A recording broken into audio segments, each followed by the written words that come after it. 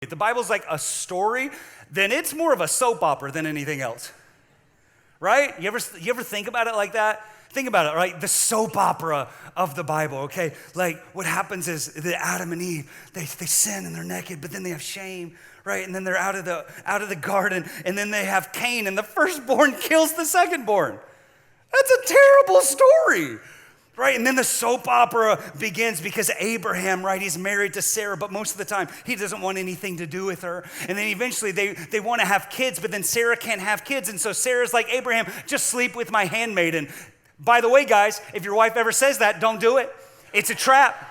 It's a trap, I'm telling you. And so Abraham's like, yeah, okay, I'll do it, right? And so he sleeps with Hagar, right? And then she has Ishmael. And then as soon as Hagar has Ishmael, she starts getting all like, to Sarah. Sarah's not going to have any of that. And so she starts praying. So God says, no, I didn't approve of Ishmael. So you got to banish Ishmael and Hagar outside the camp. And so then with all this drama, they go outside the camp. And then Abraham and Sarah have Isaac. Isaac goes away. And then Isaac has Jacob and Esau. And then Jacob is the younger son, steals Esau's birthright, and then Esau decides he's going to chase him around the whole world to try and kill him. And then Jacob has 12 sons with all these different women, and then those guys try and kill their younger brother Joseph. Fast forward a little bit, King David sees the sexy lady up on the roof taking a shower. He's like, hey, I want to get with you and take your picture, and so come on over here.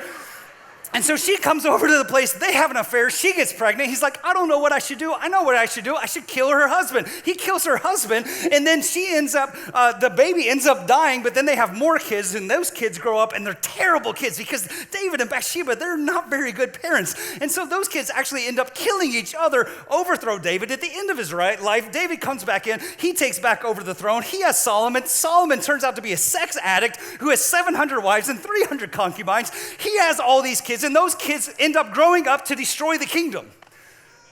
And that's the Old Testament.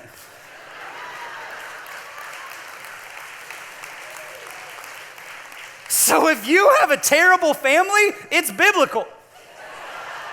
It's a hot mess. It is a hot mess.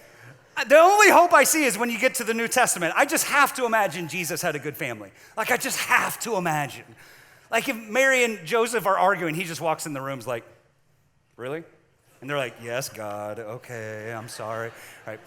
I just have to imagine. Here's the idea, guys, is that even if our story is broken, we're ripe for redemption.